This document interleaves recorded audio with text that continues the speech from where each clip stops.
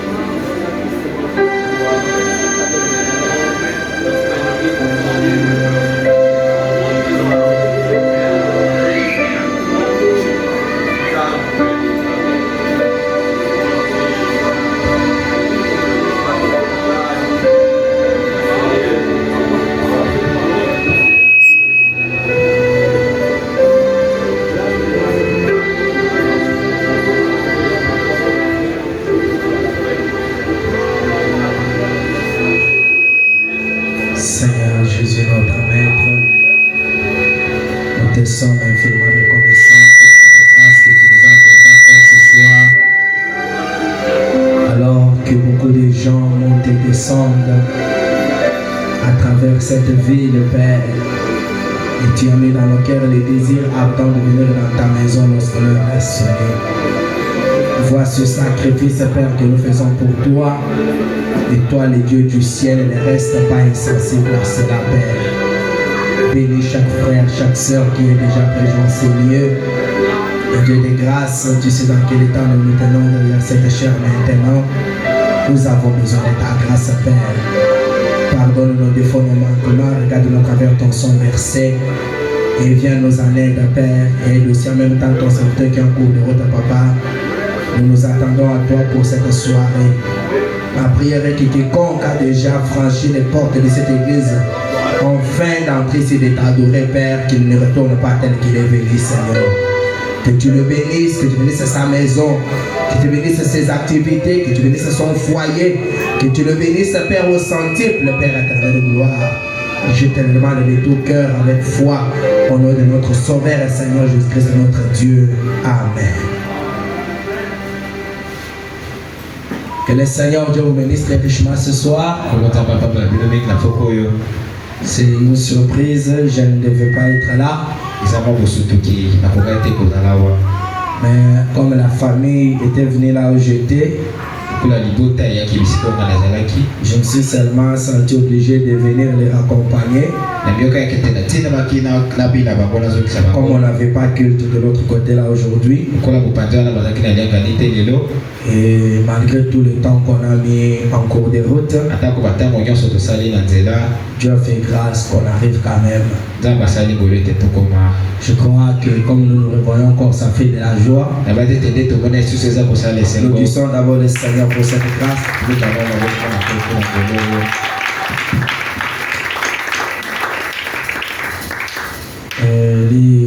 Toute la semaine passée, j'étais à Mongafula. Tantôt on avait les deuils de mon beau-frère qui était décédé presquement. En même temps je prêchais. La semaine avait été une très très lourde charge pour moi. Le service funèbre là, toute la prédication à la veille ainsi de suite, c'était à notre charge, même au cimetière.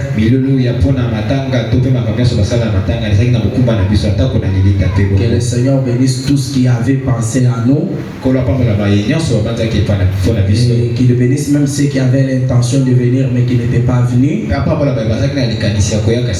Il bénisse le diacre Kalonge qui est venu passer avec nous là à la salle à Matete. Ok, et puis la semaine ici qui est en cours, Je suis là à DGC, je suis pasteur là à l'église de pasteur Amissi. Là où le pasteur Georges Kabea Motoke est pasteur associé. Et il nous a demandé de venir l'épauler un peu. Et comme nous avons aussi l'habitude d'être épaulés par les autres, nous avons le devoir d'aider les autres quand ils ont besoin de nous.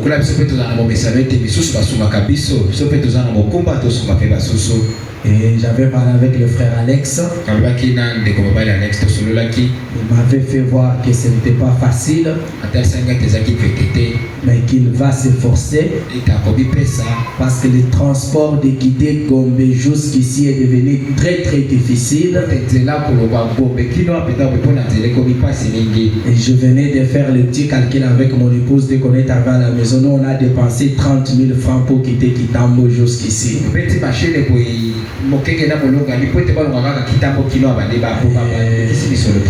Quand des fois vous voyez quelqu'un qui va au travail le matin, il souffre, puis il va encore revenir le soir.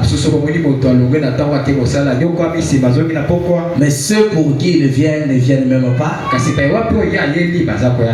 venant ici, j'ai trouvé des gens assis sur leur étalage en train de vendre.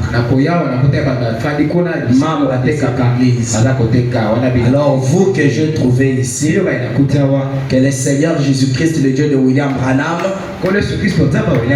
vous bénisse très très très richement. On ne vient pas à l'église pour satisfaire le pasteur. On ne vient pas à l'église pour marquer la présence. Celui qui vous a appelé ici, ce n'est pas un homme. C'est le Seigneur Jésus-Christ. C'est celui pour qui vous allez tout abandonner et venir pour la vie. En arrivant à la maison, on était cassé. J'ai dit à mon épouse, à mes enfants, on vient d'arriver, on se lève, on part. Sans manger, sans boire, sans rien faire, on part d'abord Dieu. Il reste après. La nourriture, on la mange tous les jours. Les repas, on en a tous les jours, ça ne change rien. D'abord Dieu. Maintenant, mon épouse peut me donner raison. Si seulement on n'était pas, on dit on est fatigué, qu'on reste. Quel serait le sort ce soir? Je ne sais pas quoi vous dire. Mais donnons-nous de bons valeurs psaumes, non? Peut-être le Seigneur va faire quelque chose seulement pour nous. Il dit ici juste quelque chose qui peut nous aider.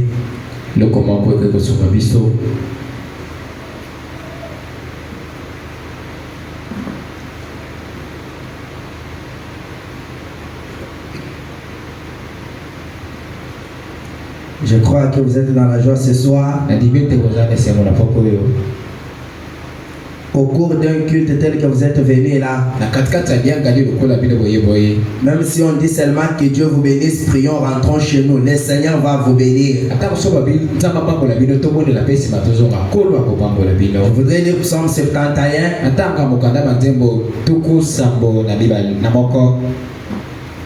Nous lisons le du Seigneur Jésus-Christ.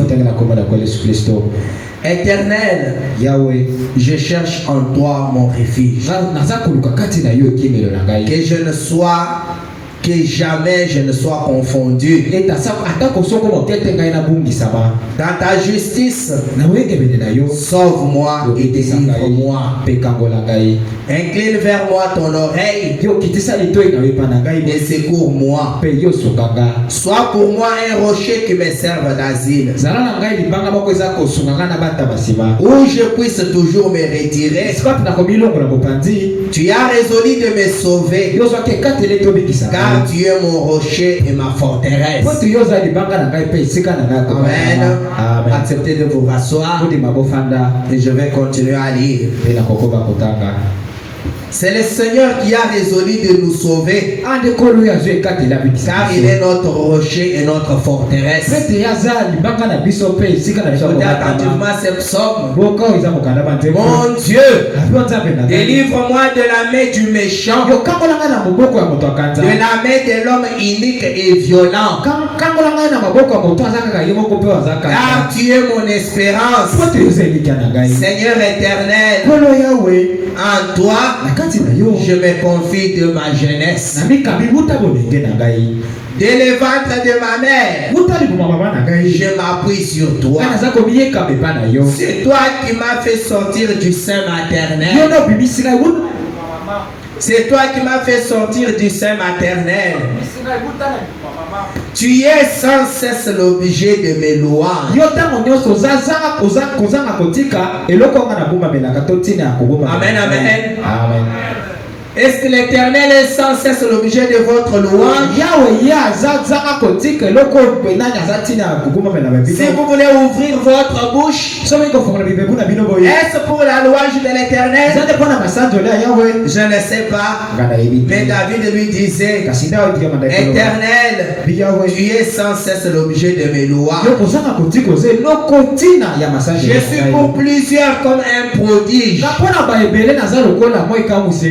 Et toi, tu es mon puissant refuge. Que ma bouche soit remplie de tes louanges. Et chaque jour elle te glorifie. Amen, amen. Ne me rejette pas au temps de la vieillesse. Papa François. Dieu ne rejette jamais le sien même quand ils sont dans la vieillesse. Ne me rejette pas au temps de la vieillesse. Quand mes forces s'en vont, ne m'abandonne pas. Amen. Amen. Car mes ennemis parlent de moi. Et ceux qui guettent ma vie se consultent entre eux, disant, Dieu l'abandonne. Poursuivez, saisissez-les, car il n'y a personne pour les délivrer. Ça, c'est ce qu'il s'est dit. Oh Dieu, ne t'éloigne pas de moi.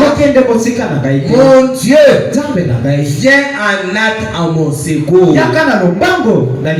Qu'il soit confus, anéanti ceux qui en veulent à ma vie.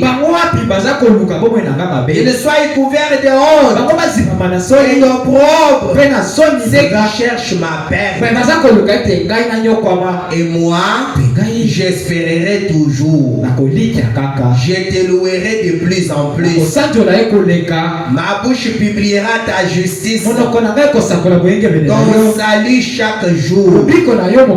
Car j'ignore quelles en sont les bornes. Je dirai tes œuvres puissantes, Seigneur éternel. Je rappellerai ta justice, la tienne seule. Oh Dieu, tu m'as instruit de ma jeunesse. Et jusqu'à présent, j'annonce tes merveilles. Ne m'abandonne pas, oh Dieu, même dans la blanche vieillesse,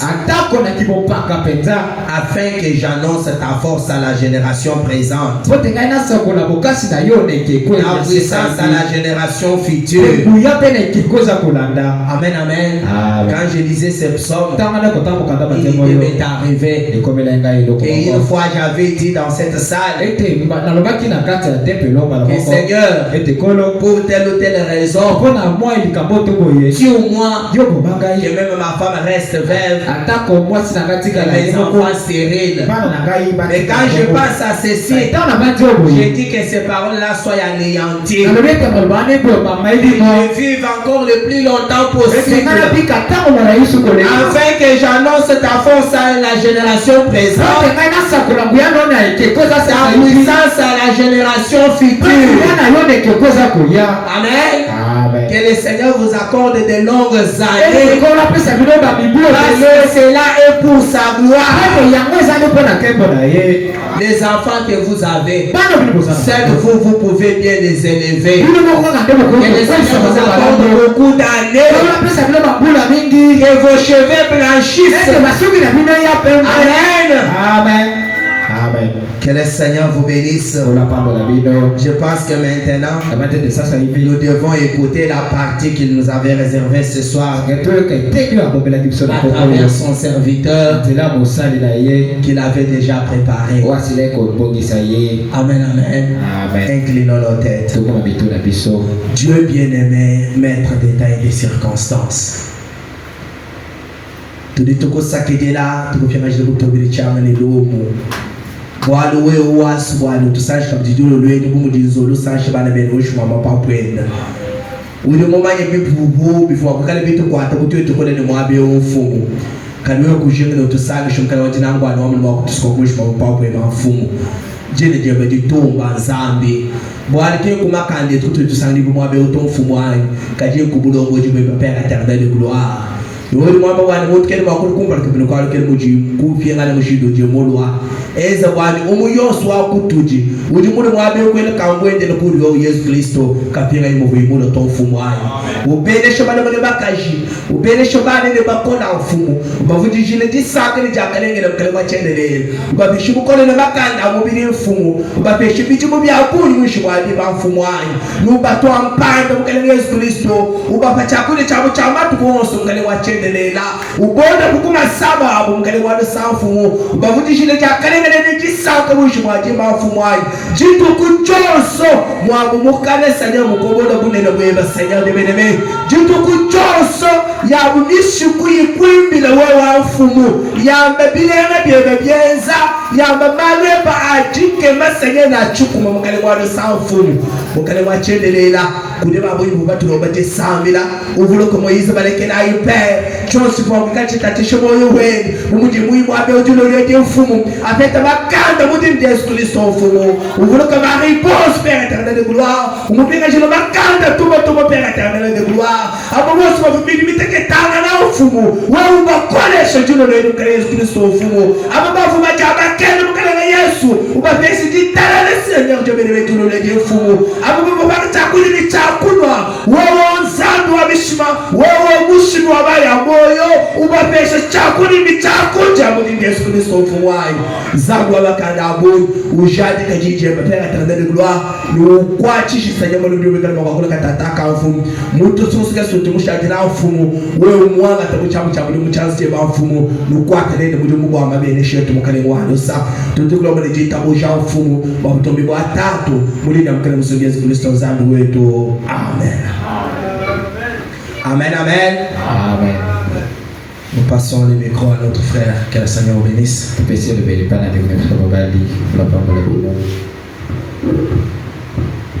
le Seigneur vous bénisse. Amen.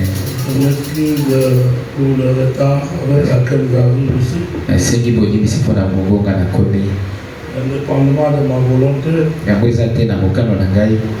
j'ai pu faire ce que je devais faire pour arriver à temps, mais les embouteillages partout par là. Pour arriver ici, il faut au moins 15 minutes. Que Dieu vous bénisse. Sans plus tarder, vous allez vous tenir debout. Nous allons continuer avec notre étude que nous avons commencé depuis le mercredi. On était en train de parler sur tourner le regard vers le temple céleste. Nous avions lu dans le livre des Jonas. Nous allons prendre ce même livre de Jonas au chapitre 2. Nous lirons cette partie à partir du 5e verset pour gagner le temps.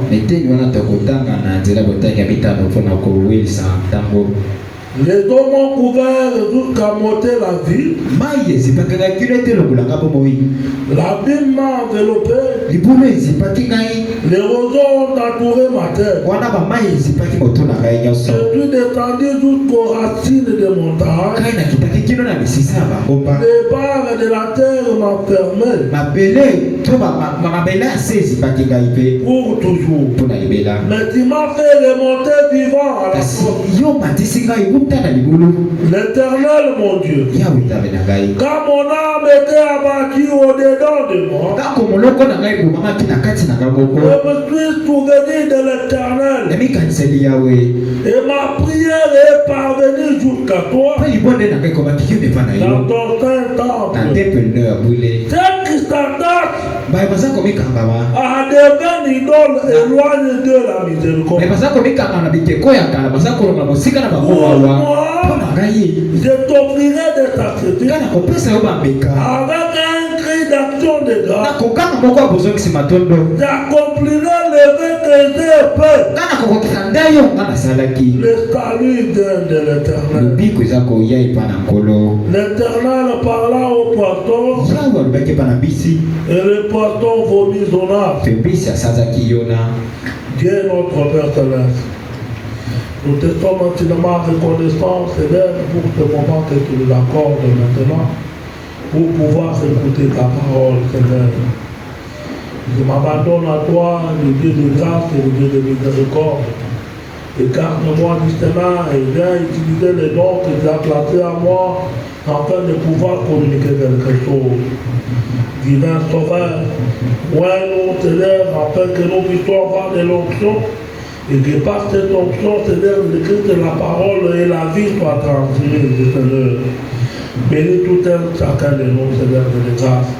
Alors que nous venons de lire ta parole, descends, Seigneur, toi l'auteur de cette parole, viens nous donner le contexte et l'interprétation exacte de cette écriture.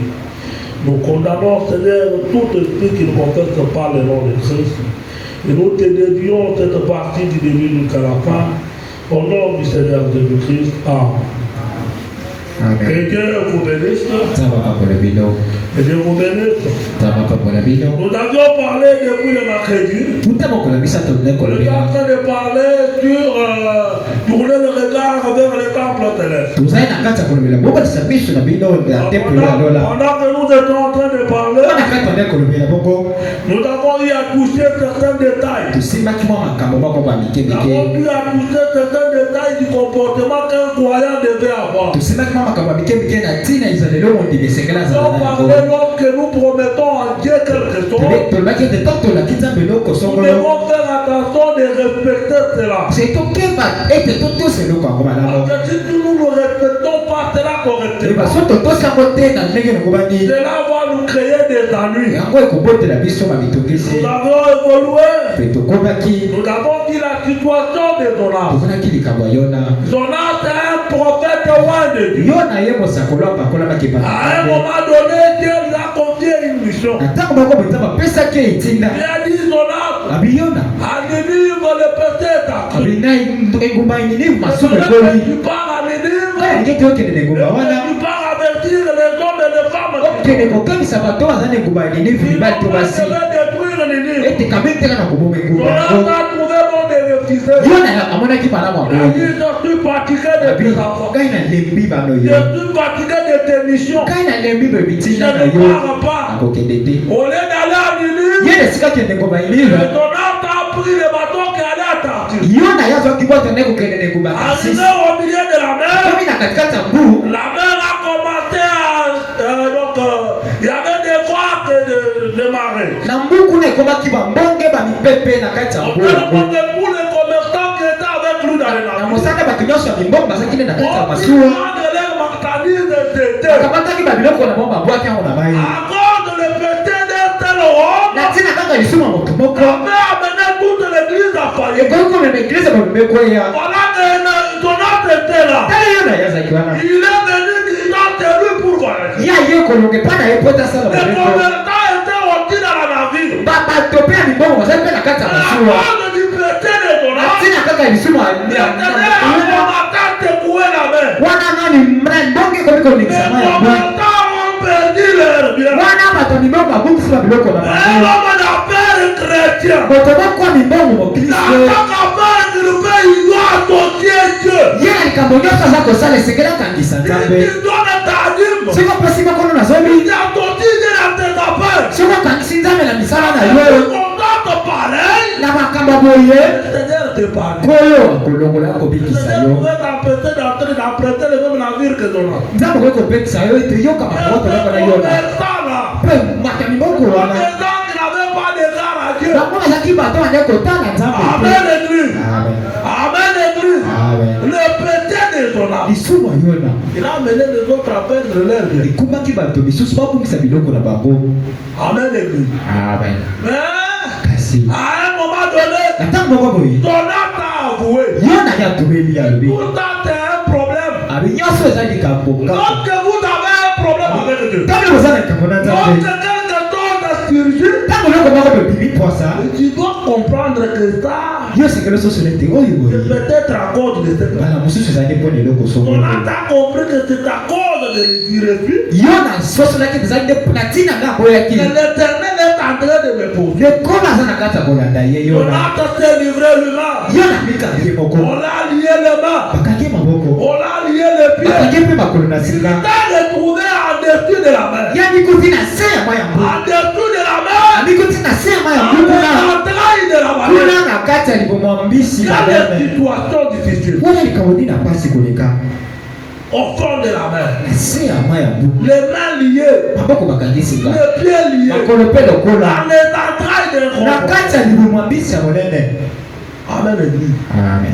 La situation de Jonas, likambo yona c'est une situation qui est très difficile. biso likambo moko mpenza pasi Dès mingi que nous sommes ici ce soir, te biso toza na poko oyo il n'y a personne qui a une situation telle que eza Jonas. na moto moto aza na likambo lokola oyo ya yona ndenge Parce eza que quelqu'un comme Jonas, po ete moto lokola yona comme il avait un problème avec Dieu, lokola azalaki na likambo na nzambe c'est même Dieu là qui pouvait les secourir d'une manière ou d'une autre. ze nzambe moko moko andaka yo kosunga Il avait des problèmes avec Dieu. ye azalaki siko na likambo na Là, nzambe il se retrouve dans cet état-là. abikoti siko na ya Il mosango wana pouvait secourir Jonas. nanga koya kosunga siko yona En dessous de la mer, ye na sama ya mbu les pieds liés, makolo bakangi les singa mains liées. maboko mpe bakangi singa Amen, Église. Amen. Mais malgré la désobéissance de Jonas, atako bozangi botosi ya yona malgré le péché de Jonas, atako lisumu ya yona Jonas reconnaissait au moins son identité. yona yayebaki kibomoto nayebaki na Malgré dans cet état d'étude qu'il était, atako na mosanda to na molenge ya kokwesa bazalaki la wana parole de Dieu est venue. liloba nzambe eyaki Il était souvenu de la promesse. ya mikaniselelaka Une promesse que Salomon avait faite. akatielaka osalomo kumu Au asalaki moment où il consacrait le temps, ye na ntango ande kobulisa il tempelo était souvenu que Salomon avait dit, amikaniseli ete salomo alobaki boye partout où sera un enfant, bisika nyonso mwana israele akozwa dans n'importe quelle circonstance, ye na likambo nini anga kobizwaka na kati il tourne tes regards vers tes dents, soki ababisi miso na ye atali tempelo oyo invoque toi l'Éternel, abengi yo yawe puisse te le secourir. tikai tosonga ye Amen. Amen. Amen. Jonas dans cet état difficile, yona na lolenge to na mosanda apasi azwangaki wana rétrograde, yona ye kozalaka moto azwaki nsima rétrograde, ye kozwakaka nsima étant dans les conditions d'étude. ye kozalaka na mosanda mpe moto akwei Amen. Amen. Jonas n'a pas laissé les autres se battre comme ça. yona tika makambo eleka bongo te Amen, Église. Amen. Jonas était souvenu de cette parole. yona mikaniseli na liloba oyo Le roi avait prié. abi akumu ya nsambelaki Maintenant, demandez-vous. abisikope mituna Il était souvenu de la promesse. ya mikaniselelaka Par rapport à la promesse c'est que le roi avait demandé à Dieu. elaka wapi okumu asengaki Cela bana contenait tous les yango enfants. etalaki lebana nyonso ya israele Mais dans la situation dans laquelle il se kasi retrouvait, na likambo oyo azwamaki na kati les mains liées, maboko bakangi les singa pieds liés, makolo mpe lokola dans les intestins de ye poisson. na kati ya micopo ya mbisi Comment est-ce qu'il pourrait connaître le nord et le sud de l'est oye ndenge yango akoki koyeba esika moi ebimaka esika elalaka mopanzi mosusu mpe ngambo pour mosusu pouvoir situer là où se retrouvait le temple de Salomon? pote yakoka koyeba solo esika temple ya solomoni Parce que ezwamaki la prière de Salomon pote était ondeli ya salomo ande koloba lorsque le temple. Bwana Israeli akomalisa miso na atali tempelo. Et il crie à toi. Pe akange bana yo. Peu importe dans quelle situation il sera. Atako na likambuli na mo zombi na kati. Seigneur, Kolo donne-lui tes corriger. yo songa ye na bondeli yo. Jonas était provenu du temple. Yo na mikanise liloba wana. Et il dit voilà. Falobi bwana sikoyo. Jonathan était de faire un petit mouvement dans les intestins. Ndeko mana babiyona meka koningana na kati ya michopo mbisa. Pour voir où te situer le temple. Pota mona sika tempelo zo makaibe sika ngo. Afin de pouvoir faire ta prière. Kwa disiko ko ba kosala libondeli na ye. Amen l'église. Amen. Moi et vous, nous sommes là libres. Nous avons la possibilité de venir ici à l'église, de convoquer une conférence avec Dieu. Nous avons la possibilité de monter à la montagne et invoquer le Dieu de Dieu. Nous pouvons faire le tout ce que nous pouvons faire. Mais Jonathan n'avait pas cette possibilité. Mais la seule possibilité que lui restait, c'était de tourner le regard. Maintenant, malgré tourner le regard, il était dans une situation très difficile. Il ne pouvait même pas facilement trouver là où se trouvait le temple. Il ne savait même pas la direction du temple était où. On parle la foi. Comment lui-même était déjà disposé à implorer la miséricorde. Il a aidé. Dieu l'a aidé. Et Dieu a écouté la prière de Jonathan. Les mêmes baleines qui étaient descendues au fond de la mer, s'est levé. Il a pris la direction de Ninive. À Ninive, on adorait un dieu poisson. Lorsque les gens de Ninive ont dit le poisson vomir Jonathan. Et Jonathan directement s'est retrouvé à Ninive. Là, il vraiment de longtemps, il a prêté la parole. Quand Ninive était convaincu. Amen. Mais ce n'est pas ça notre sujet. Si qu'on a un homme qui était tout le temps debout que de tout, pouvait considérer une prière. Quand tu parles à un mortel, il est mort rétrograde. Après ta mort, et cette prière, elle apporte des effets positifs. À plus forte raison, nous, tu as un temple céleste. Amen, l'église. Lorsque Jésus est venu, je n'ai pas beaucoup de temps pour lui. Je vais lire quelques citations importantes. Je vais essayer de parler d'abord comme ça. Lorsque Jésus était dans ta terre, il a trouvé le même temple là. Lorsqu'on lui a montré comment le temple était beau, il a dit détruire ce temple. Il devait le reconstruire et relever dans 3 jours. Les Juifs n'avaient pas compris pourquoi Dieu disait ça. Alors que Dieu n'était plus dans le bâtiment fait de main. Dieu était déjà à l'âme de la personne. Dieu avait revêtu la terre humaine. Il marchait dans les rues de Galilée. Dieu n'était plus dans le temple. Amen, l'église. Voilà pourquoi il a dit, si vous détruisez ce temple, je vais le relever dans 3 jours. Il parlait de son corps. La mort. Après 3 jours, il est ressuscité. Le temple de Dieu. Jésus. Le temple de Dieu. Amen. C'est temple de Dieu. C'est qu'on a. C'était repéré au temple. temple. ya zwaki la kisato atala On kisato lui parle des hommes. o bato batongaki Ils étaient combien d'envie de prier?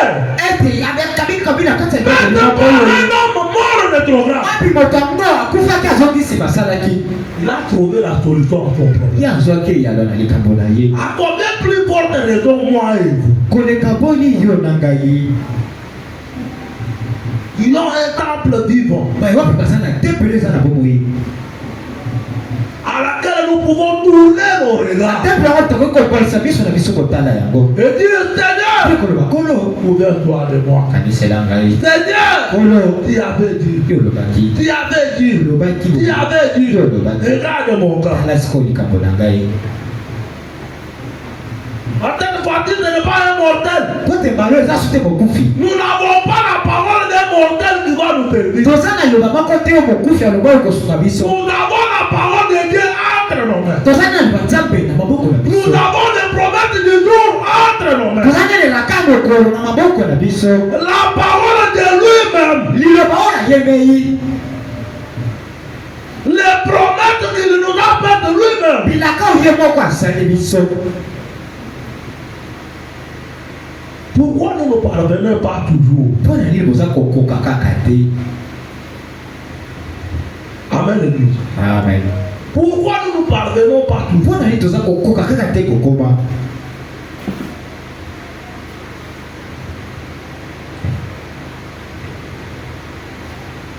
Amen, l'église. amen Frère Madame a dit dans le fondement fondamental pour la foi. ndeko mabi na kati ya moboko ya kondima liteya Frère Madame a dit, ntango alobi boye il y a une prédication du 13 janvier 51. liteya ya mokolo ya zomi na misato sanza ya bobobo toko mitano aza kotanga na eteni ya sango Frère lima Madame a dit, ntango alobi boye l'homme a été créé un Dieu secondaire. moto akelawaki nzambe moko ya mibale to amonandi na Il lui mabela a été donné le pouvoir de contrôler tout. epesamelaki moto nguya akokonza nyonso Tous les éléments sur la terre. enamba nyonso ezwami na mabele C'était Adam. ezaki adamu Il n'a pas été donné à Adam tout un grand pouvoir. epesamelaki adamu nguya ya monene oyo nyonso À l'homme epa na moto de contrôler tout. ete nguya akokonza nyonso Alors qu'aujourd'hui, nous ne sommes pas dans la situation qu'était Jonas. soka lelo ko tozwaki te na kati ya likambo oyo nazwamaki Un petit problème. mpo likambo moke boye Voilà comment tout le monde connaît que tu as un problème. tala siko ndenge bato bayebi ete ye aza na likambo Voilà comment tu es triste. tala siko nde okomi mawa Tu veux le faire voir à tout le monde que c'est toi qui as les problèmes. olinga kosala ete bato nyonso bayeba ete yo nde kaka nde oza na likambo Il est toujours inquiet. yo kaka komitondisa Alors que tu as tout le pouvoir. nzoko oza na nguya nyonso Mais alors, kasi nzoka le pouvoir qui lui a été donné nguya epesamelaki moto pour faire son toit. ezalaki mpo ete asala maponi C'est pas na ye là qu'il est tombé. eza na nzela na yango Alors dapelaki Adam pouvait parler au vent. wana ata moko akolobela Et mopete le vent t'arrêtait. mpe mopepe telemi Il pouvait parler aux arbres. akolobela Et bamete les arbres mpe l'obéissaient. banzete wana Il pouvait kotosa ye parler à la nature. akolobela mpe ekelo boyo mpe ekelo wana Il pouvait kotosa parler aux hommes. akolobela mama ye Et tout ce qui existe. nyonso ezalisabaki Tout obéissait à Adam. nyonso anda kotosadamu Tout ce qui existe. nyonso ezalisaka ye Obéissait à Adam. anda kotosadamu Même à la situation que tu as. atako likambo oza na yango Obéissez à Adam. wanda kotosadamu Amen. Même à ta situation. atako likambo na yo C'est que tu peux donner de l'ordre. oyeba yo kokopesama Et que les problèmes là exécutent ton ordre. mpe opesi mitindo bolikama ngo mpe tosi mitindo opesi Amen. Amen. Probablement dit. ndikoma kolobi Eh bien, abi malamu c'est pas le commandement de l'homme. wana nde ebandeli ya moto Mais c'était que Dieu lui avait donné comme pouvoir. pene oyo nzambe apesaki lokola nguya C'est nkwana que toute chose tire la vie. likolo ya biloko nyonso likolo Eh bien, abi malamu au travers de la vie, na nzela ya kokweya il a perdu ses ya pouvoirs. abongisaki nguya wana Alors il est devenu inconscient. wana akomaki moto azangi C'est lisosoli cette réalité. lisosoli ya bosolo ngane kozala wana Quand Adam est tombé, ntango ndo makwei il a juste perdu la réalité. ye abongisaki nde bosolo ya Il est makambo devenu inconscient de cette réalité. akomaki moto moko azangi lisosoli Il ya a bosolo été frappé par l'amnésie. ye azwaki bosana Il ne reconnaissait plus ton pouvoir. Et bien, soutenir le pouvoir, c'est qui n'a pas. Quelqu'un qui est en train de marcher, Pourtant, ça mais tu ne te reconnais plus. Kasami a vu le sous-sauter. Un prince Moi, la Koulou. qui ne te reconnaît plus. Moi, il y a du sauter. Devant lui. Il a perdu tout le pouvoir. Il y a beaucoup de ça qui vous y a. Il est devenu un concurrent. Il y a comme un Kazani, il C'est s'est une réalité. il y a mon solo. Après avoir perdu ta relation, Yes, ma commune, ça me l'a dit. Et tu me dis, avec mais la le boyo, quand on a dit, alors il a perdu tes là. voilà, vous qui ça qui n'y a Et pas. tous tes grands canons te sont obstrués. Mais c'est là que ce soit il y a qui me dit. Et il ne pouvait plus établir le contact avec. Mais pour qu'elle se dise que ça, la boyo, quand il y a un zambé. Oh! Toka. Comment on dit? Comment on le dit? Oh! Toka. C'est que Adam était en Dieu. Oh, t'as besoin de quatre d'attraper. Christ nous a rachetés. Qui soit si qu'on lui bison. Et nous a ramenés en terre. Personne dit si bison n'a ici qu'on va non. Amen l'église. Amen le sabot. Christ, Christo. lorsqu'il est mort sur la croix, Tant que vous faites des coulousses. il a payé le prix. Il y a tout à quitter l'homme. C'était que Adam avait Il y payé. a oh, avec moi, c'est là qui. Et il nous a ramenés dans tel que nous étions. Personne ça bison de si quatre si quatre dans la qui y a Parce beau. que nous avons amené les consciences. Pour de l'homme comme ils sont dans vos actes qui sont sur lui. C'était que là qu'on avait. Et ça qui date, n'est le roi à tous actes là. Mais lorsque Christ a payé tes dettes, Tant que Christ a foutu dans le nous devrions être rachetés. c'est que la bison aussi qu'on là-bas. Vraiment, on va dire rachetés de quoi? Tu vois, vu qu'on sait qu'on est. Rachetés te ramener dans ton état initial. Ici, qu'on les années qu'on sent qui s'en a ici, quand il y a un bouton dans le Amen, l'église. Amen. Vous avez pas dit? Tu vois, on l'a vu. Il continue. Akobi. Il a dit, On l'a vu. Christ nous a rachetés. Christ a si qu'on lui bison. Nous a ramenés à cela. Amen. Lui, ça, c'est qui sont à On Wanda. va dire, oh, Tu vois, on toka. un rédempteur. Alors, aussi qu'on lui. Racheté quelque chose. Il y a si qu'on a que l'autre, qu'on a encore. Racheté quelque chose. Si qu'on est l'autre, qu'on Je a. l'ai ramené à tel que cela était. Zane qu'on sent qui s'en a, on a zaki de bandeli. À ton origine. Wana de bandeli, dès que zalaki. Amen, l'église. Amen. Si Christ a déjà racheté, So Christ a si qu'on sait qu'on a. si Christ nous a ramenés So Christ a so qui se bison. dans notre état aujourd'hui, Na le lenga na biso bandeli. pourquoi nous plairons? Pour n'est tout ça qu'on est là. Ton âme Dieu. n'était pas encore ramené. Yeku kazo sama kina note. Parce que l'état n'était pas encore versé. Waite makila na ne sopana kite. Ton âme était tout le temps debout. Yona yaka kila se ya makila mangombe na bameme. Malgré ton état d'esprit, Ata kuna mosanga lo lenga ton koya. état a eu au moins conscience. Yona ya tozoki atela ki Il était motela. basé sur la parole d'un homme. Ye aye kama kina ni lo Il était baloto. basé sur une prière. Ya chama ki likolo ni bonde Et li. Dieu avait un côté. O nzamba ya dolaki. Amen, l'église. Amen. Mais nous, Kasi biso. Christ est venu. Kristo yeyi. Il a payé le prix. Ya futi talo. Il nous a pardonné. Ya bisi biso. Il nous a titillé. Alongi si biso. Frère Abraham a dit, Toko mwana na bibi. titillé. Abi kolongi sama. Cela ne veut pas dire Eko batero. qu'il n'y a même pas le péché. Yo saki Et lisumu. on a le maître. Ete baloko lisumu. Mais titillé, Kolongi sa. c'est dit comme tu n'avais jamais Ezali fait. lokola yo tikala na kosala tako lisumu te. Christ vous a titillé. Kristo alongisi bino. C'est lui qui se reconnaissait être dans le péché. Soki moto ayebaki ete soki azali na kati ya Arrête-toi. lisumu. Ete moto mo azonga En nsima. train de fuir. Ye na kati ya kokima. En train de fuir. Na kati ya kokima. Il trouve maintenant que Kasi amoni ete maintenant bakudoli n'a boye. pas moyen de fuir. Ete makoki ya kokima Il eza s'est soki. souvenu d'une prière. Alibakisa na libondeli moko basalaki. Il s'est attrapé à cela. Yakangami aditi libondeli yango. Et Dieu lui a sauvé. Mpe nzambe abikisi ye. Dieu lui a fait sortir dans l'état dans lequel il était. ntango abimisaki ye na kati ya likambo to na mosando azwamaki. Mais toi, Kasi yo aïe, discipliné. yo moto alongisami. Aïe, discipliné. Moto oyo alongisami. C'est que Dieu ne va pas le mal en toi. okoba yo na kati no ntango aza komona atako mabe moko te. Amen. Amen. Dieu nous a discipliné. nzambe alongisi Il biso. nous a ramené. ye azokisi biso bisika. Là, c'est que nous étions. azokisi biso na esika na olongi ya biso ya yango. Dès que nous étions, biso tozalaki nini on yango. commandait tout. tobanda nde kokonza nyonso. On avait le contrôle de tout. tozalaki na bokonzi likolo ya nyonso. Amen. Amen. On avait tout. Tozalaki na nyonso. Oui. Iyo. Tu veux dire quand même la situation. Oui. Yo ko ba akolo likambo te iyo. Même la maladie. Oui. Atako bokono iyo. Vous avez le contrôle sur tout. Ozana bokonzi likolo nyonso. Du moins si vous n'êtes pas conscient. Wana bobeli kaka soko zana lisoso lite. À ce moment là, on parle de l'inconscient. Kwata de wana bina bozana lisoso lia moto. Amen. Amen. Jéhovah dirait. Yehova yire. Le gâteau de dimanche dans le sénateur. Ite mokolo ya lumingo santa ya yambo. Omutuku mitano na sambo na tangi boye. J'ai lu le point 39. Kaza kotanga na eteni na boya tuku misato na.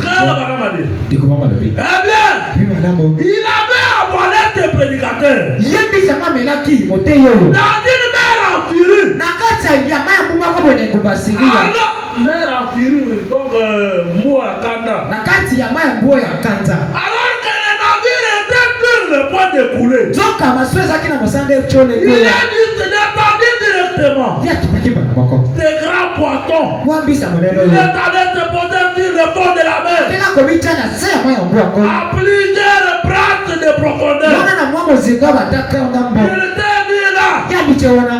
Pour faire répondre ses nageoires. Wate iye mukina na yeni kisamoka kaboye. Et Donald Yona avait rétrogradé. ya zoka kisima. Il avait les mains et les pieds liés Ya zaki maboko na makolo makagisi. dans le ventre de la baleine. Kata libumwambisho. Il était recouvert de vomitude Ya zipamaki. et de talc. Pe na mabloko Il abisa. était enroulé autour de son cou. Pe ya likamaki na kati ya libumu kingo ambisi yango. La situation. Pona likambo nini? Mais toi, pour un petit problème, quitte là-bas. Kasi yo pona likambo mokebo ekomilela bilela. Quitte là-bas. Za komilela. Vous avez toujours le courage de parler aux gens. Yo bifo kaka kulubila bato. Alors que la parole dit, Zoka lilobelobi. si vous avez un problème, So zana likambo. pour le prier. Yo pondela. Mais pour prier, parler à Dieu, Pona kobondela kaka lo banata beboye. il n'a pas de courage. Ozata kona bifote. Mais pour dire aux hommes que ne peuvent jamais t'aider, Pona koba kaka kobeta iso pona motoko ko sukote. vous avez la patrouille. Wana yo go pete nyonso. Voilà pourquoi tu n'avances pas. Ndango yo za kofulu kateko kile gosote. Des problèmes à toi de tout le monde qui le connaît. Makambo na yo bato nyonso nde bayebi.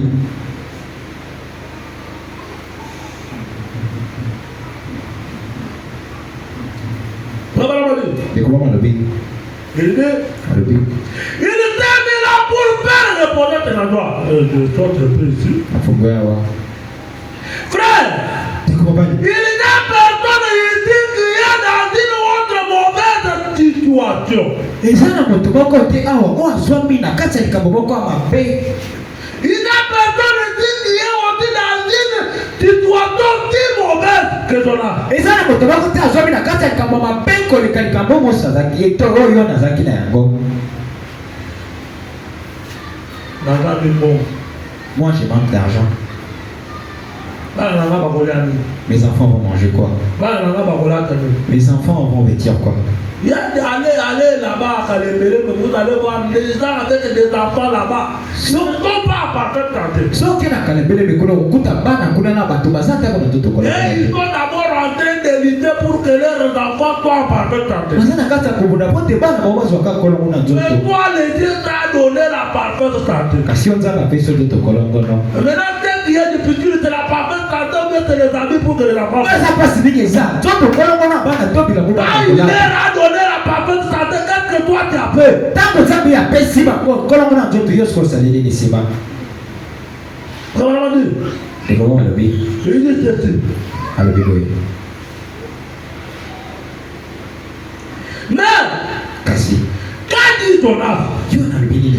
de quelque côté qui les regardait, c'était. Kwana besi kwa anda kota lizara. C'était des symptômes. Izeka kama pasi ya Quand nzoto. il regardait de tes côtés, Tango atali mupandi boye. quand il regardait de tes côtés, Tango atali mupandi bosusu boye. c'était le ventre de la baleine. Ezaki na libumambisi. Il voyait le ventre de la baleine. Ana kuma na libumambisi. De tes côtés, Mupandi komona. Ndete kotala. Mupati mosusu pe. Ando ile regardé. Singa no sana kotala. Ndete le ventre de la baleine. Zine misunyo alipomambisi. Mais quand au moins tu peux sortir. Kasi oko bimati. Aller au marché. Okepe wente. Tu peux au moins sortir. Oko kipe obimi. Aller au travail. Okepe mosala. Amen. Frère, l'essentiel c'est d'avoir un travail de sortir. L'essentiel, c'est avoir un travail quand tu sors. Parce que Dieu a dit que l'homme a déjà la clé de toi. Que l'homme travaille. Toi, commence d'abord par avoir un travail. Ou bien commence d'abord par trouver un lieu de travail. Si tu n'en as pas, demande à Dieu. Et toi, on va te faire travail. Amen. Comment on a dit? Quand moi j'ai un endroit de travail, c'est quand j'ai un pas d'avance que celui qui n'a pas de un endroit de travail. Et l'homme qui arrive sur mon lien de travail, il va faire une prière. Amen. Je vais faire une prière. Ma prière sera différente de celui qui est en train de chercher le travail. Frère, madame a dit, Dieu ne nous a pas envoyé pour nous débrouiller seul. Mais il nous a planté sur la terre. Nous allons plutôt dépendre de lui. Moi, je ne dépends pas de moi-même. Je ne dépends pas de Dieu. Un problème dirigeant. Je vais lui parler. Je vais lui parler. C'est-à-dire, depuis tu vois que tu as dit, que celui qui ne travaille pas, ne mange pas. Mais à quel côté de la bénédiction? C'est toi qui bénis. Moi, je suis déjà tiré le lieu de travail. Bénis-moi. Je suis déjà tiré le lieu de travail. Avant la bénédiction, avant les gens d'accepter, je suis venu pour vendre. Je vais vendre. Oui. Mais toi qui dors à la maison, tu te poses toi-même des questions. Je ne sais pas même si aujourd'hui on va vendre ou pas. Je ne sais pas si aujourd'hui je vais bien vendre. Moi quand je sors, ça n'est pas de notre cas de madame. Pourquoi? Amen. Il y a le contrôle de tout. Ça veut dire qu'aujourd'hui, personne ne doit vendre avant que moi je vende.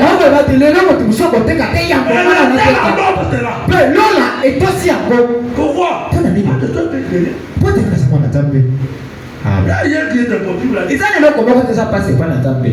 C'est le problème de l'inconscience. Les gens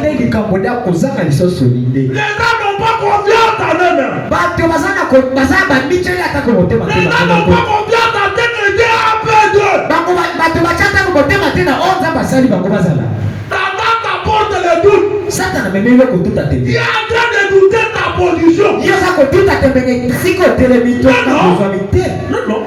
Moi, ma position, c'est que la parole de Dieu dit que c'est tout. Voilà ma position. Toi, tu m'as donné une position contraire. Je vais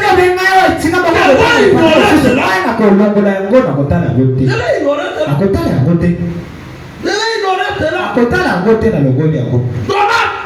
La tête est dans l'eau. Regardez ici les ventes. Ici les ventes. Il ne peut pas bouger. Mais d'abord, il a peu confiance. Il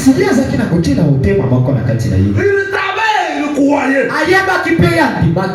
que Dieu va me faire.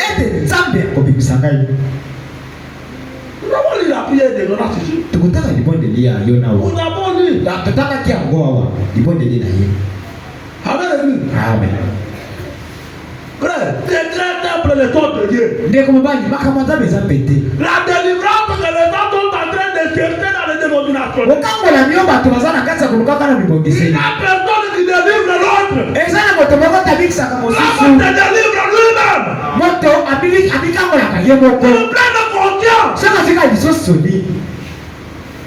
Amen, l'église. Amen. Oui, oui. Yo. Venez tellement content que vous allez voir que tout va marcher. Soit quand ils sont solide, comment la nyonse ko ta ko malamo. Comment on va dire? Et que bana balobi. Dans la baleine. Abi nakati ko mbisa bana. Savez-vous ce qu'il a dit? Bobi yo lobaki. C'est ton de vanité, ma tombe. Abi ça bandanga moko alokuté za komona na pambe koleka. Amen. Amen. Quel état tombe de fond? Wana moto ni na moko dibaboye. Malgré dans l'état dans lequel il était, Atako na kosana likabozo maki. un pécheur, Mosimuki. un retrograde, Moto zo kisi bana pour diboka. l'état de bouge de toi. Wa pesa na sema kila bakome na Quand badala. il regarde, Yata wakali boye. les voix de l'île Poitou, Awa yumabisi. il a vu les intérêts qu'il est lu. Amali ba dichopo Il digini. dit ta Alobi. de vanité, ma tombe. Abesa bandanga moko alokuté koleka. C'est ce que toi tu dis. Ndio koza koloba. Au moment où tu veux tester la parcelle, Yona, tango za koloka lopango. au moment où tu es à genoux en train de tester la parcelle, Na tango fuka mina kata koloka ka le lopango. bailleur, le garantie termine. Ete ndako na bonga ndako isibi. Et le bailleur même vous menace pour vous faire sortir. Mokolo na kutu kotokisa ka poto bima. Vous là, Yo, qu'est-ce que vous allez faire? kosala nini? Vous allez abandonner même la prière. Yo kosonga kuta tango libonde. Vous allez vous décourager pour demander la parcelle. Okole banzote pona sena lopango Mais pana. ce n'était pas le cas pour ton C'est âme. ça qui t'a dit pona Il yo. est là, de ton là. Atali makabona boye. On est validé maintenant. Atala nyangeza komona na On poto te va koleka. sortir de Dieu. Mai na kopima na libomoyo.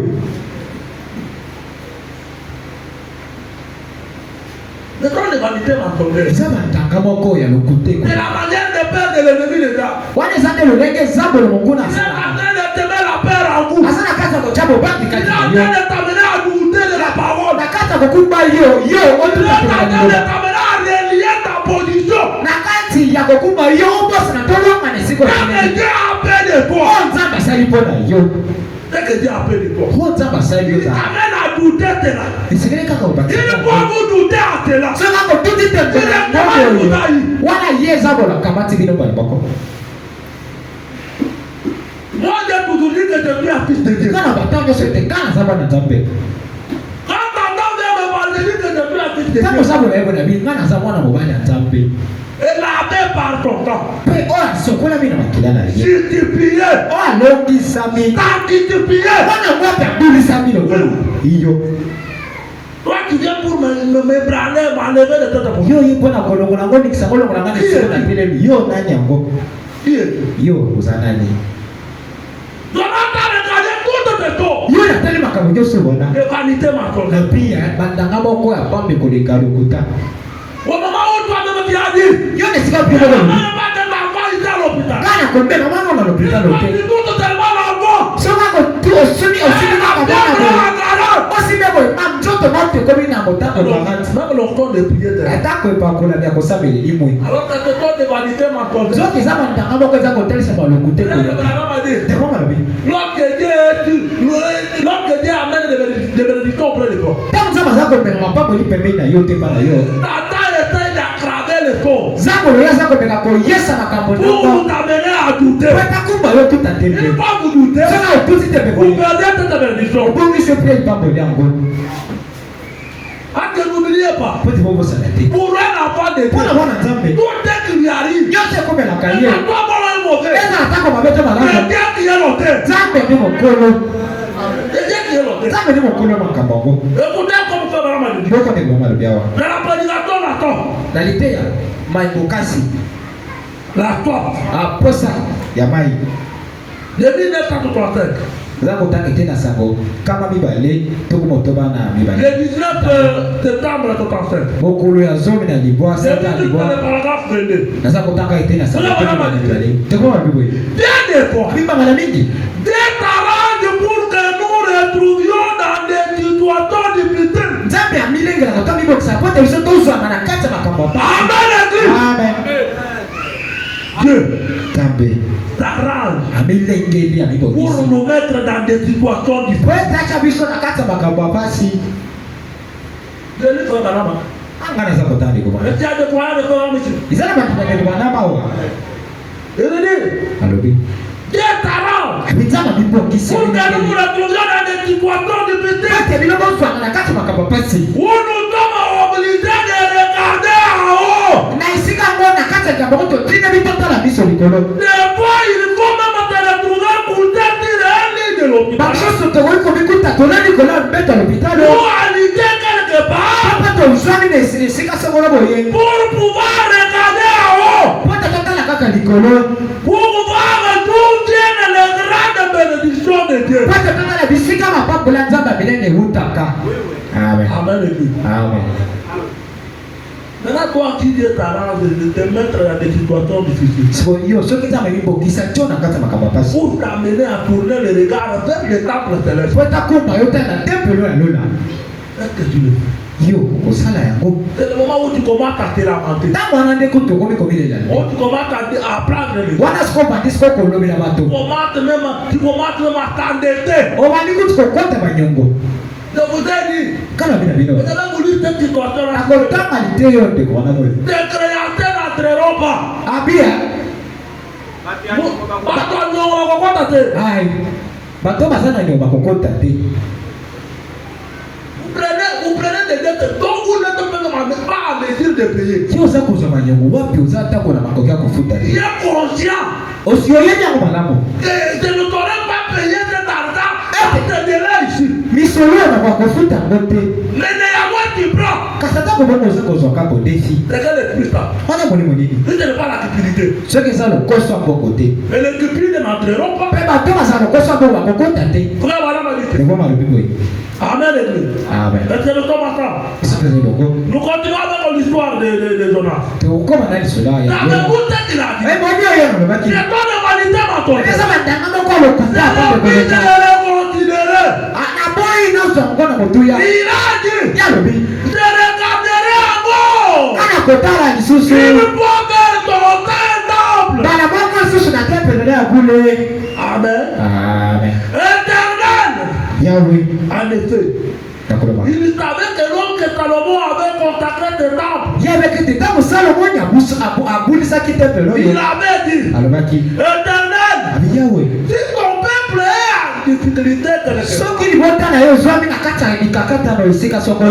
prie et regarde Mpe babondeli mpe atali. vers ce Atali temple, tempele oyo boye. alors exauce du haut des cieux. Bwana yo ya lola wuta na lola. Bien-aimé frère, Baninga mindeko mibali. dans le ventre d'une poisson, Takati ya bimambisi. en bas de la mer, Na se ya mai yango. comment il a vu le temple? Ndenge yango ya mwana tempele esika ezalaki. Comment il a vu regarder que le temple se retrouve à nord? Ndenge yango ayebaki ete tempele ezwami na esika mo eselalaka. Comment il a vu que le temple est dans cette direction? Ndenge ayebaki ete tempele eza na ngambo oyo boye. Si ce n'est pas par la force. Soki ezali te na nzela kondima.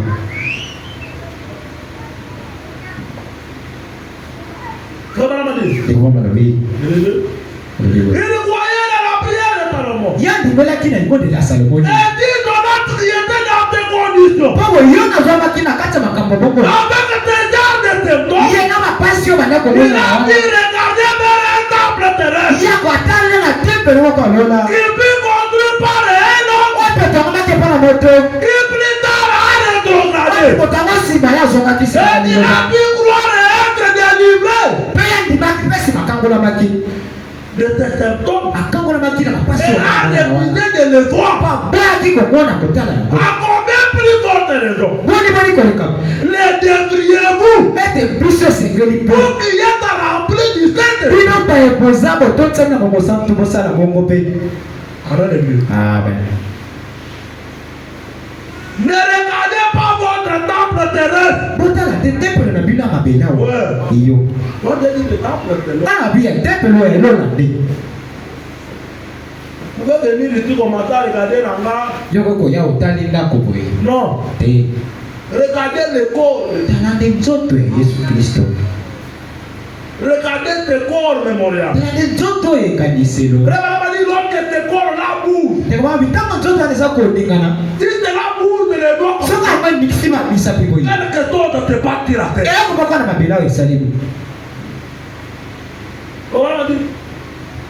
Ndeko malobi. Ne regardez pas votre temple terrestre. Botala te tempele na Mais bino. au ciel, Kasi botala nde na où lola. Jésus est assis à la côte de Dieu. esika nyonso afandi na loboko ya mobali ya Nzambe. Portant ton vêtement rouge de sang. Ye kolataka elamba na ye ya motani ya makila.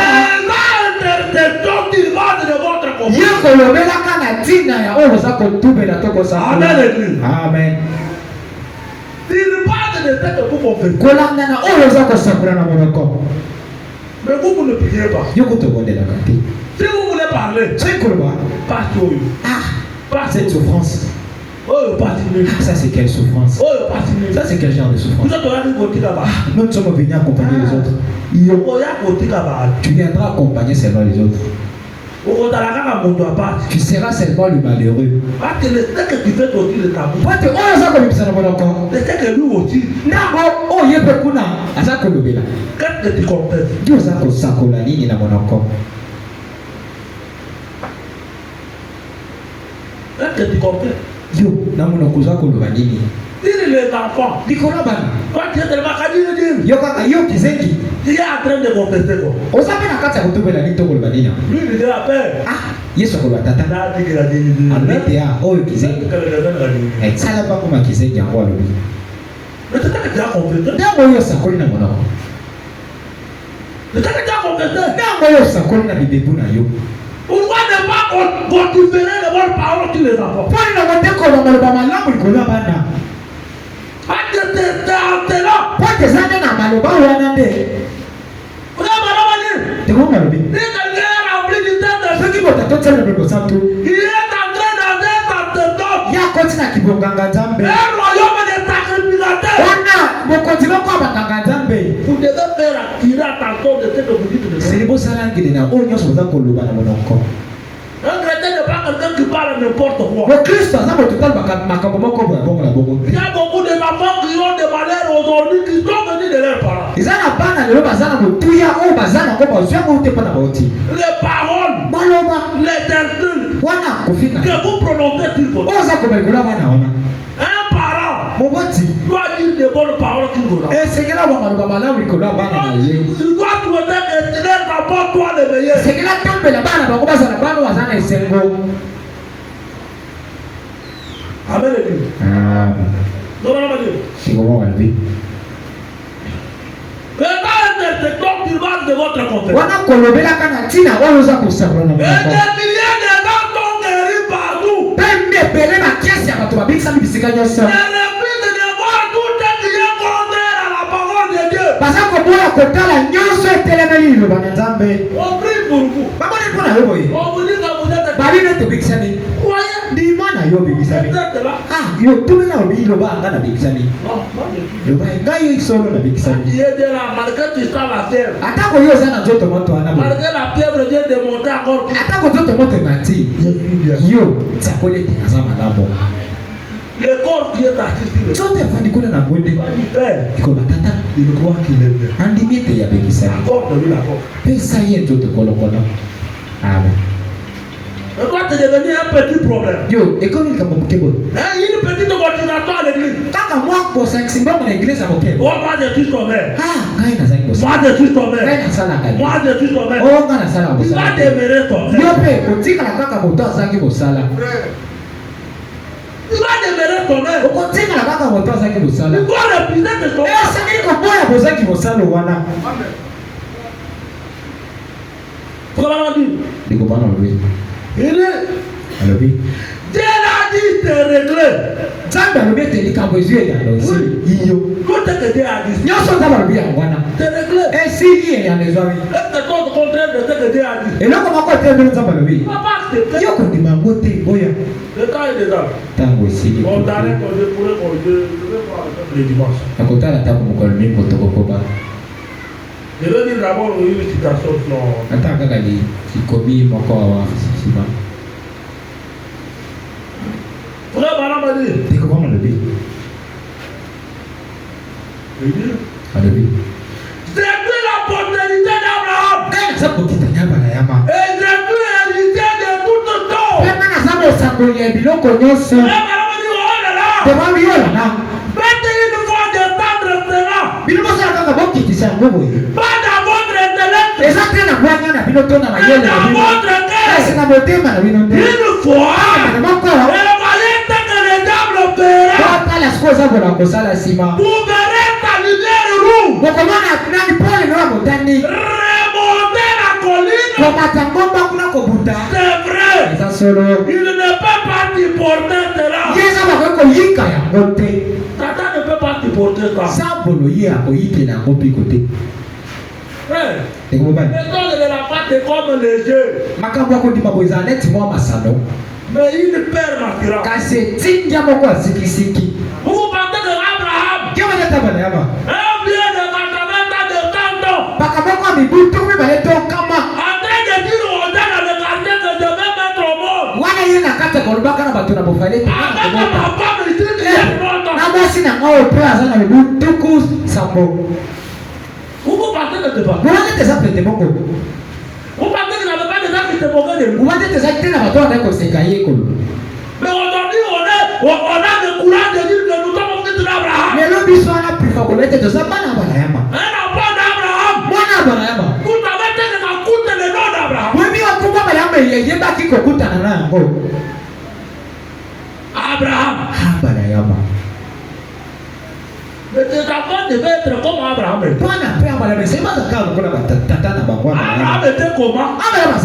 Vous croyez à l'impossible. Il nous croyait dans la parole. Tout ce qui n'était pas la parole pour lui n'existait pas. Dieu a dit que je vais mettre au monde. Je vais mettre au monde. C'est la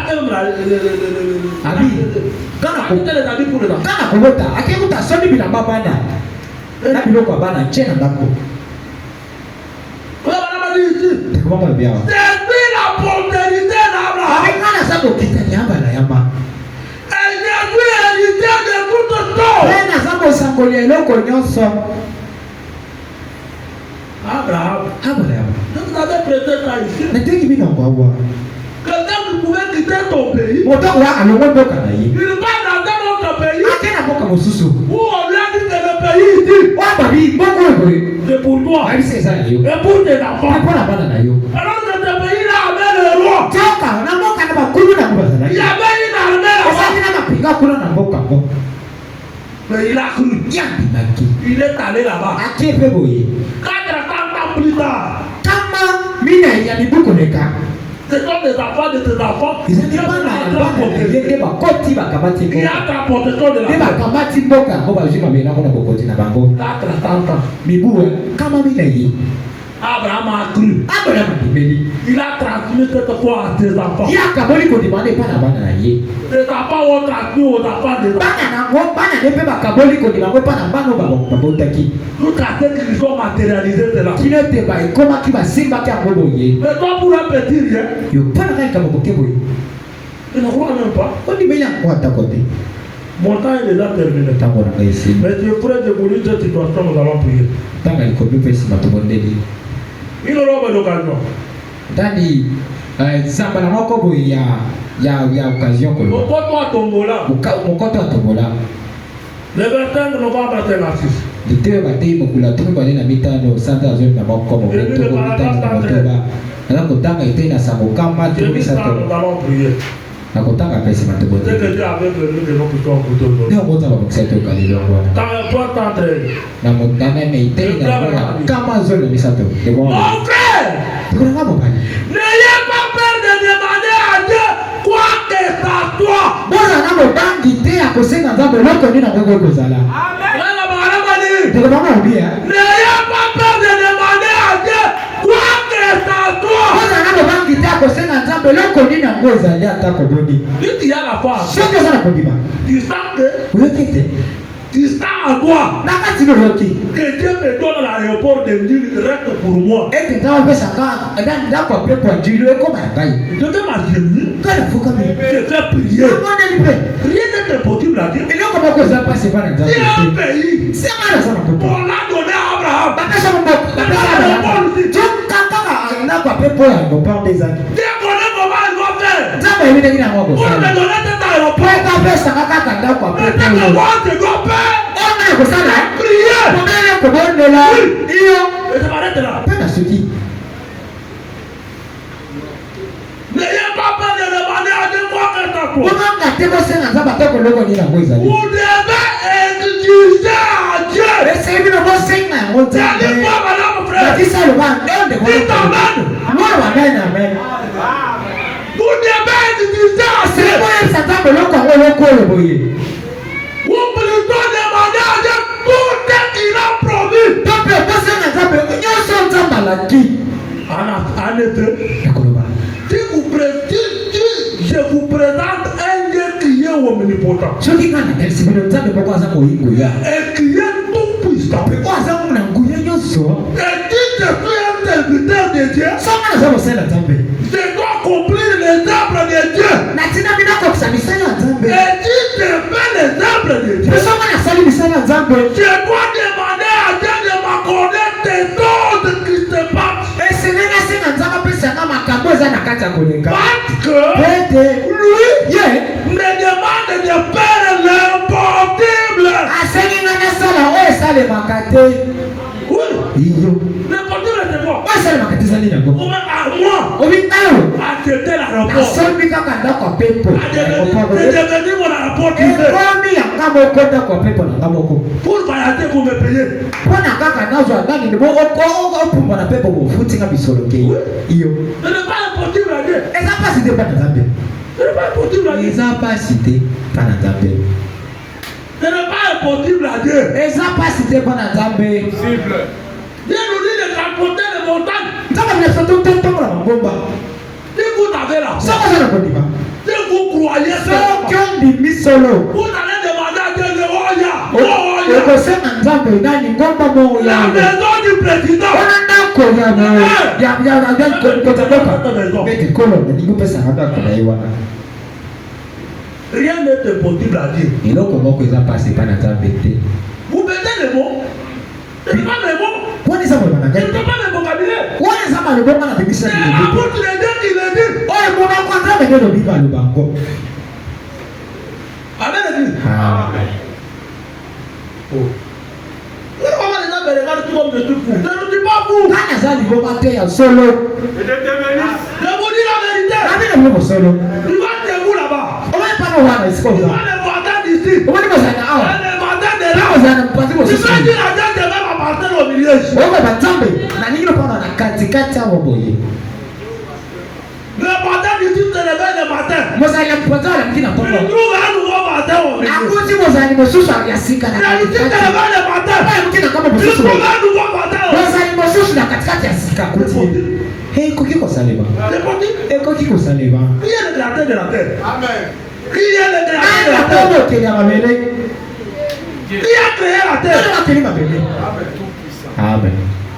Mais là, il est important de parler. Tu vas m'entendre. Nateli kaka mabele ndio kama kusoma kopesa yo. Pourquoi à Dieu? Esikeli kondima Nzambe. Kotele motema. Si Dieu a donné à Abraham Sota mapesa kwa yemo. un pays qui coule le lait, le miel, Ndoka wewe mafuta njoo nami nikiza un kusoma. pays qui appartenait à d'autres personnes, Boko zaki bato mesusu. Dieu a ravi cela Sana botoli yango. dans les mains des Cananéens. Botoli yango boko baika na leo. Comme dans Abraham, Pesa yango bana. quand toi tu es la potentielle d'Abraham, tu ne crois pas. Yo siko kitaba le mondimite. Quelle fois tu as? Pona peka kondima nilo zana yango. Quelle fois tu as? Kondima nilo za peka na yango. Nous Telima. allons Tete melikolo. nous devons voir les hommes de foi. Sasa kuona pata kondima. N'ayez pas peur de demander quoi que ça soit à Dieu. Uba mateko sema Nzambe atako loko nini ngoze pa. Comme on m'a dit, quoi que ça soit. Abi ezala tako loko nini ngo. Kubanga ateko sema Nzambe yango. Donc j'ai dit l'aéroport de Lille, vous comprenez. Ndako libaka pepo ya njilo yowe. Pote boso sola.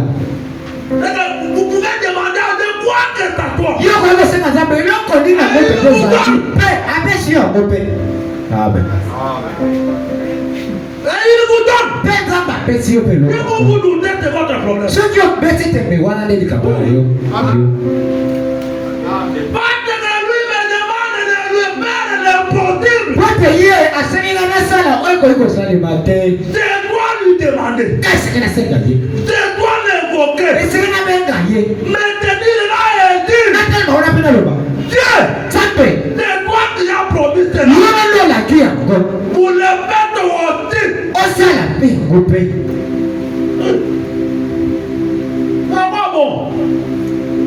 À quoi bon de suivre Jésus? Il ne fait rien pour toi. À quoi bon? Depuis que toi tu le suis, quand il t'a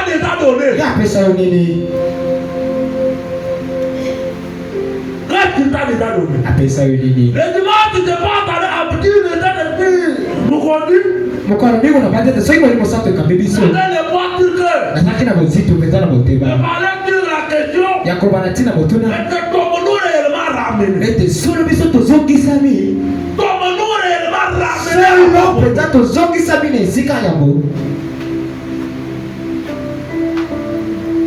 Frère, quand vous venez devant Dieu, Dieu vous demande des choses difficiles. Allez, votre don n'allait pas. Allez, d'autres te prostituent. Allez, d'autres font n'importe quoi. Pour demander à Dieu des choses difficiles.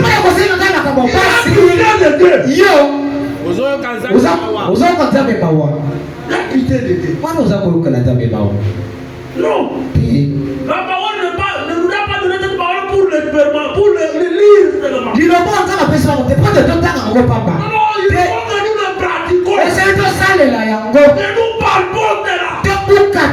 La tablette de brossure. De vivant.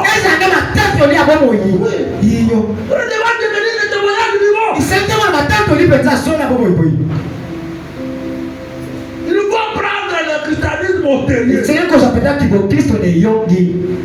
Quand Dieu vous demande des choses difficiles, quand les autres écoutent ça ici, ils vont dire comme ça. On te voit un homme anormal. Mais toi qui es ici, tu te contentes de venir à l'église. Retourner à la maison.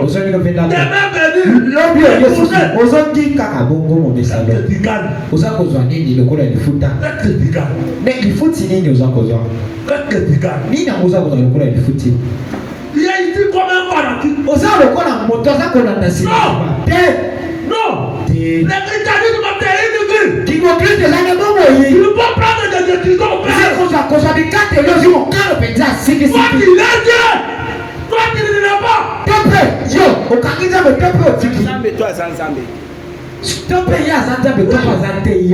Oui.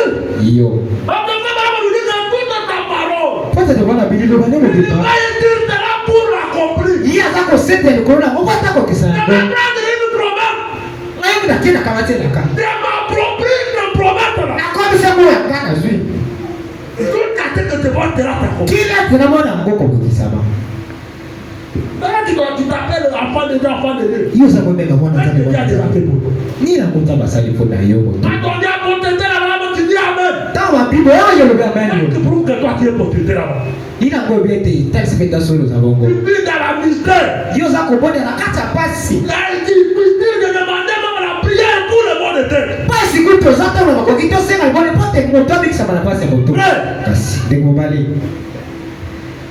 Si vous êtes venus au métal pour blaguer, nous sommes venus pour marcher avec Dieu. Nous avons abandonné les dénominations pour suivre Dieu. Et nous devons être sûrs avec Dieu. Oui. Comment toi tu me demandes beaucoup de choses à faire? Toi tu ne fais rien pour moi. Il faut vous révolter. Prions. Mon Père nous a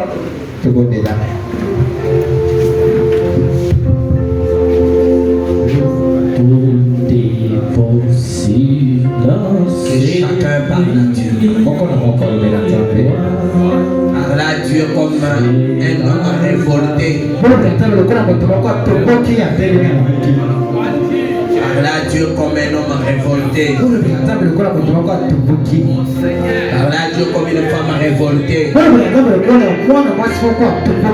Réclamez vos droits. Dites à Dieu. Je ne vais pas vivre la même situation de 2024 en 2025. Seigneur, chante si tu es réellement Dieu.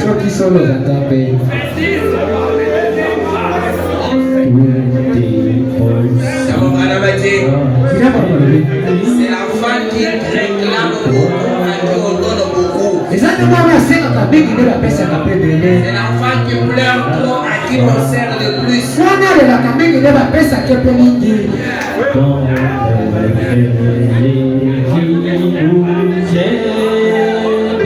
Ciel.